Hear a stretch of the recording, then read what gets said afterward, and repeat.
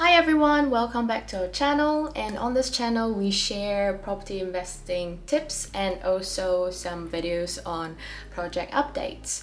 And in the last few months we've got some off-market deals going through, some commercial conversions that we're working with our private investors, and we just got so busy. We realized that we haven't made any video to finish off this commercial mixed-use 6-bed HMO project and do like a review video of it. So here's the video, and hope you guys learn something from it. I'm going to tell you 3 main learning points that we have taken away from doing this project. So the first learning point of this project is that it's our first time getting a commercial tenant. So it means we are owning a shop and having some residential part above the shop. So it's our first shop and it's our first time dealing with a commercial tenant, and we have learned from other people's experience that we need to have a commercial lease in place. This is to tie up any unforeseen circumstances or any disputes that might arise during the duration of the lease.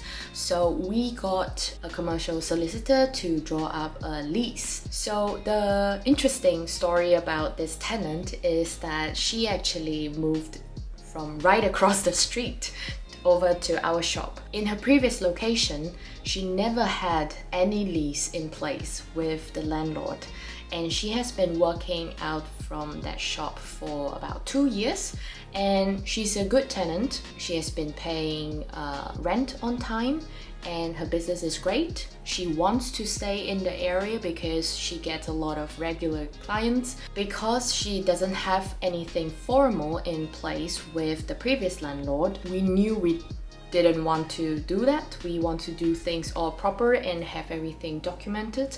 So we agreed the terms with her, how much rent she's paying. So she's paying us £450 a month, and it's a FRI lease, and so it just means that if anything breaks down or any leaks or anything to do with the internal fabric of her shop, she will be taking care of it. It is very common to have a FRI lease with your commercial tenant. We took that on board, learning from other people's experience, and we agreed those points with her, and she's happy to get the lease drawn up and sign it. If you haven't had a look at the shop, we have made a video on this shop before. This is basically how the shop looks like inside, and we are doing the fixing of this shop. So we are plastering over the ceiling, we are fireboarding the ceiling, giving her new electrics. So we are rewiring this shop as well, and also there are some damp in this shop, so we are treating the damp as well. If you guys are interested, just have a look at that video that I have made that goes into details what we have done in the shop. I'll link it in the cards up here. The second point is about builders, and I know a lot of you have asked similar questions on this channel before, and I can address a bit of this through the example of this project, because we did meet some really bad builders on this project. So the beginning of this project, when we got the keys, our current builders, they were already tied up with 2 of our other projects, and it was also COVID, it was the beginning of lockdown, so all we wanted to do was to just focus on the existing 2 projects and get them set up and running and tenanted before anything else. So for this one, we were thinking, okay, so since our builders are tied up with other projects, we should take the chance to go out and look for more builders. The more options you have, the more people on your team you have, the better. Yeah, suggest that to anyone. You should have about 3 teams of builders that you can very easily go to. It's all depending on timing, quotes, and availability of the team. This new team of builders came through recommendation, and we kind of took it at face value, and that is the biggest mistake. You should always do your due diligence on builders that came through recommendation, and in that scenario we were kind of a bit under time constraint, which I will go through in the third learning. We decided to go with this new team of builders because they told us about their track record. They have 200 rooms in the pipeline to build. They have multi-million development, and they could send over all their paperwork, their insurance, their contract. So everything looks and sound professional. So we decided to go with it. They asked for a 10% deposit up front. So we thought, okay, is this like the market standard? So we did that. We paid that deposit because they said they will be giving us back the deposit in stages as the project progresses. So it did happen for probably 3 stages of payment. So back then they quoted the build as 80,000 and 10% deposit was 8,000. The biggest red flags start to show up when there wasn't much progress. So in the beginning, asbestos survey, rip out, everything was quick. Everything was done in like a week. However, as time goes on, we start to question where is this project going? And it comes to week 12 and we are still at back to break stage. Along the way, we kept chasing them, we kept asking for update, and we kept saying, where are we now? What is happening next week? And all they can tell us is they have electricians lined up, they have joiners lined up, they have the plumber lined up, they have the gas lined up.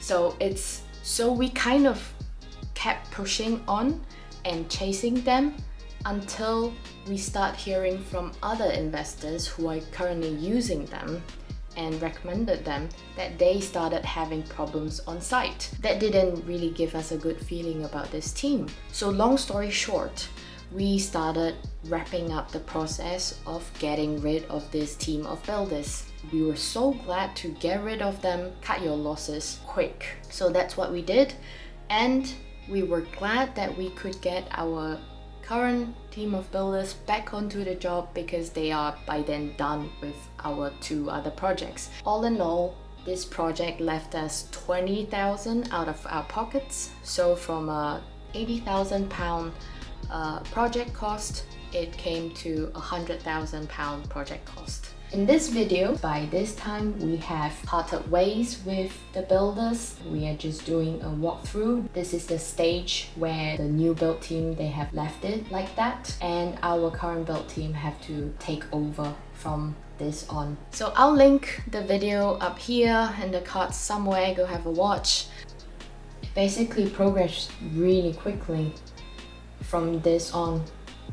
So when our current build team took over the job, they finished it in 12 weeks basically. When it comes to the third learning, it's about time constraint. This is where we look at timelines. To do this project, we are on a bridging loan and we took out a 12 months bridging loan. We were kind of under time constraint to find the right builders to finish the job before we hit the bridging loan payback deadline. So in this case, when the new build team came on, they promised us they would finish the job within 4 weeks, which is very reasonable. A regular project size or like this, it would be done within 4 months. And timeline wise, in our minds, we can be completed before the bridging loan hits the deadline.